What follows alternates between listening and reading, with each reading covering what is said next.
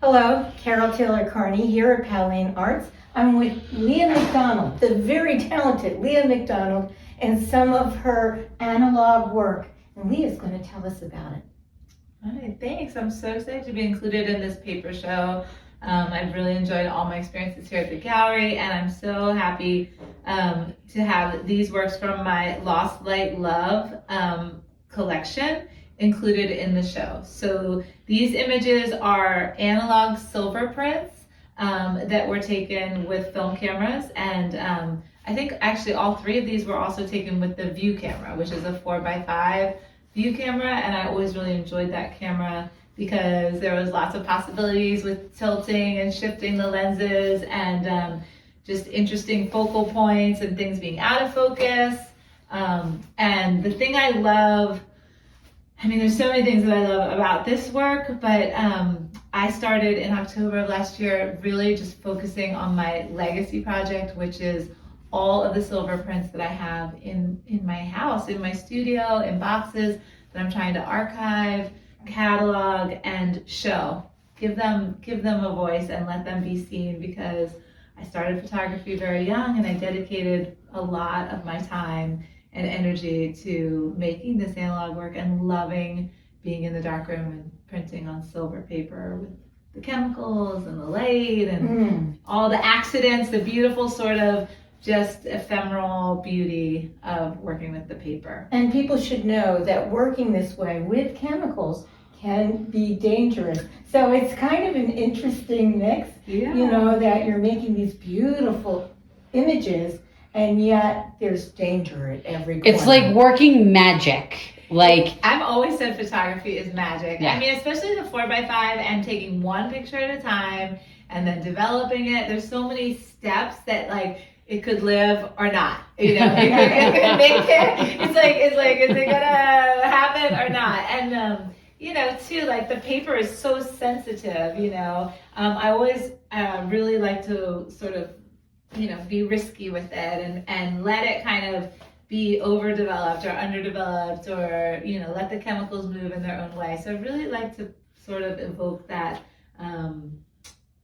happen chance, that surprise, those accidents. We were talking about that. I was gonna say, and you can see it even in your treatment of the paper when you frame them and present them. Yeah. Because we have, look at this beautiful edge here. Yeah. And you always have that little bit of something that you're like, oh, that's a pretty picture, and then it's like, but did you see this? Right. Isn't that the wabi-sabi, the kind of take it as it is, accept it as, and honestly, some of these things were part of my personality too. I was a professional printer, so I did a lot of very perfect prints for other people. Mm-hmm. And then when I worked for myself, I really wanted to be expressive. I wanted to tear things. I wanted to be emotional. I wanted to not be correct. I wanted to be free. And so I think that the prints really represent that sort of part of my personality, of needing an outlet, and being emotional and being hands-on and maybe a little bit hard, but then also maybe being really sensitive and soft at the same time. So, and we talked about with your photogestic work that it's this kismet thing of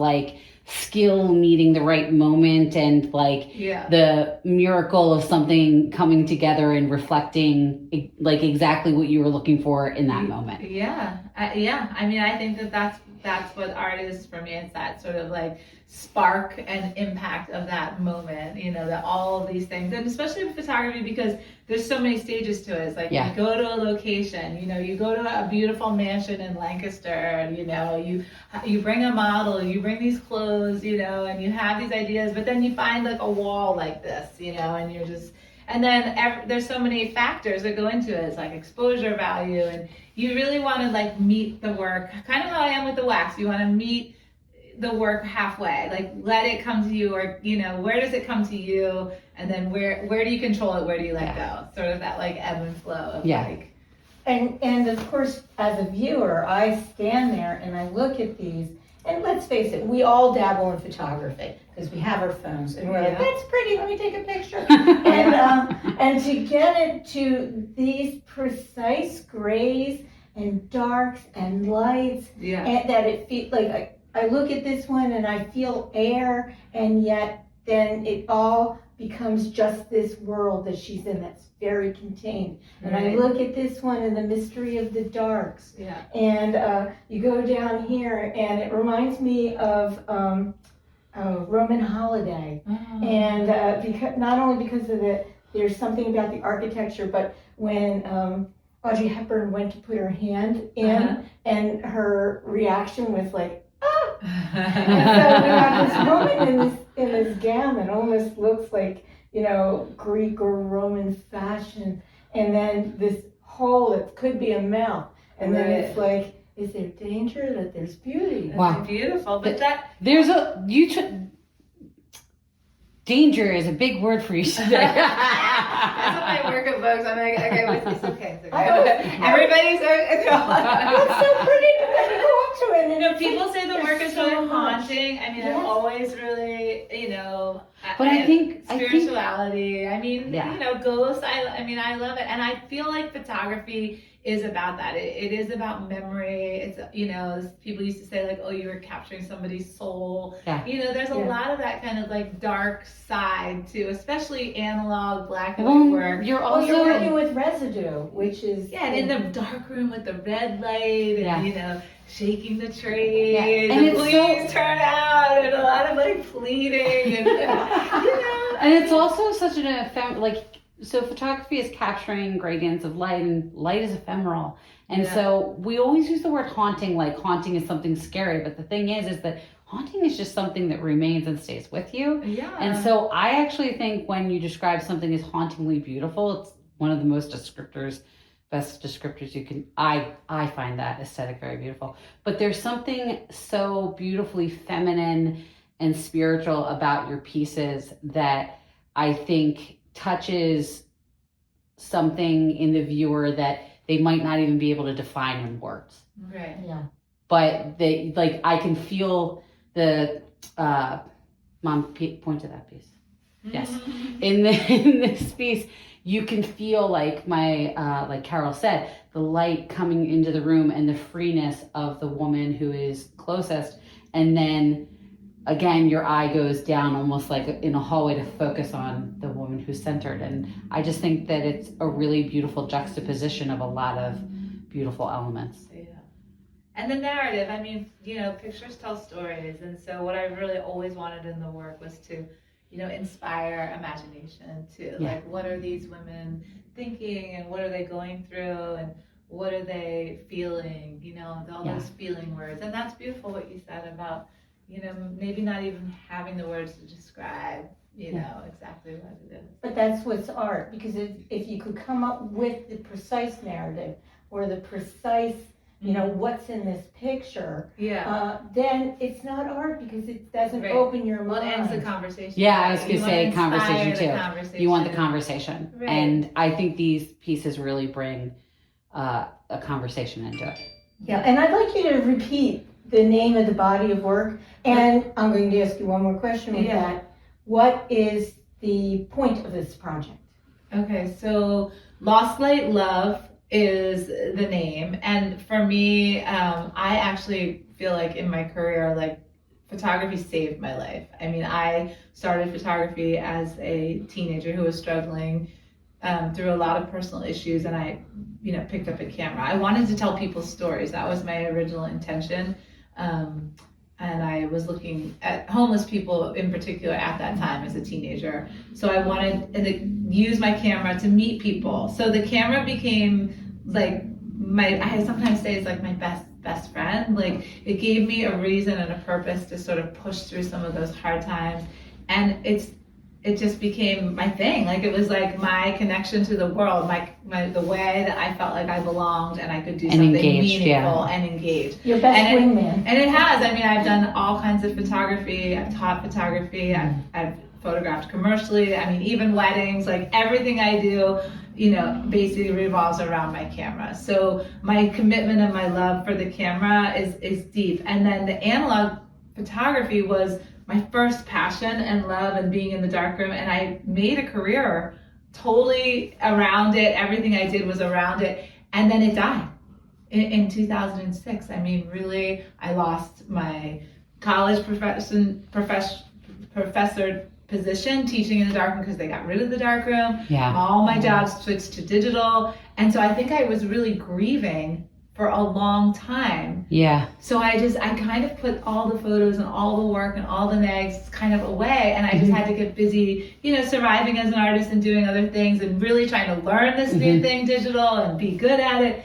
So there's like grief, but now I feel joy. Like there was, it was like a tragedy for me. And so it took years, and now I feel so joyful and thankful for this work. Yeah. So I want to bring it out. I want to give it light again. I want to show it. I want to share it. I feel so proud of it. I feel proud of all the hours and hours I spent doing it. And I'm over the grief, and I want to really inspire and promote this work, because I was a young woman really just taking pictures of people around me and really just exploring all the things I could do with the medium at that time. And I worked so hard. So now I can just really focus on giving it the light and love. But you literally the light and love, right? So I lost it, and now I want to just, But you told me a little rejuvenate it. secret that I want you to Which one? tell.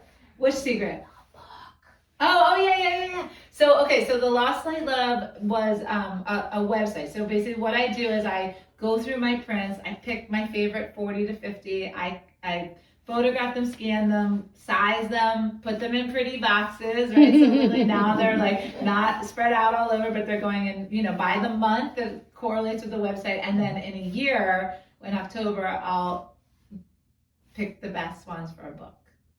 So it'll be my first book. Which is really exciting. Yes. I'm so excited. And Amy Kostic is helping me. Oh, that's great. Yeah, so I love Amy. I'm working with Amy, and she's helping me, make the selections, and then I'm going to hire somebody super fabulous and famous that loves feminism and art, and it's right now. So, to be announced, secret. But coming soon. Yeah, But that announcement will show up in Powell and Arts. Yeah, and I just think I put on I literally did like the first kind of like maybe 10 images that are definitely going to be in the book. So this is exciting. Yeah. And give us the website. Is there LostLightLove.com.